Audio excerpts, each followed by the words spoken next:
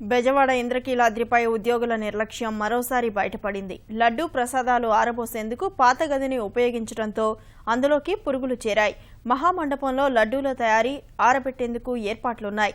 అయితే ఉత్సవాల కోసం ఎక్కువ లడ్డూలు చేయాల్సి రావడంతో గతంలో ఉపయోగించిన కేంద్రంలోనూ లడ్డూలు తయారు చేస్తున్నారు.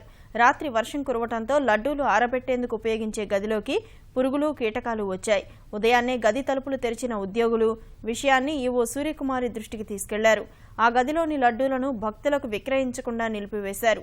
50,000 లడ్డూలను పక్కన పడేశారు. లడ్డూలు ఆరబోసేందుకు పరిశుభ్రంగా ఉన్న గదిని వినియోగించాలన్న కనీస ఆలోచన దుర్గగుడి అధికారులు చేయకపోవటం వల్లే లడ్డూలు వృధా అయ్యాయి. ఇప్పటికీ గది పైకప్పుపై పురుగులు కీటకాలు ఉన్నాయి. వాటిలో కొన్ని లడ్డూలపై పడ్డాయి. దుర్గగుడి కమిటీ సభ్యులు వచ్చి లడ్డూ తయారీ కేంద్రాన్ని పరిశీలించారు. ఆ లడ్డూలను భక్తులకు పంపిణీ చేయకుండా నిలిపివేయించినట్లు తెలిపారు. వానకి ఒకసారి పురుగులు వచ్చినాయి పొద్దున్న, అవన్నీ కూడా వీటి మీద వాళ్తున్నాయి. అది మేడం గారికి చెప్తే 5వ ఫ్లోర్లోకి షిఫ్ట్ చేయమన్నారు. షిఫ్ట్ చేస్తున్నాము. ఈ ఉన్నట్టు ఆపేయమన్నారు. ఆపేస్తాం. పంపిణీ చేయట్లేదు, ఆపేస్తాం.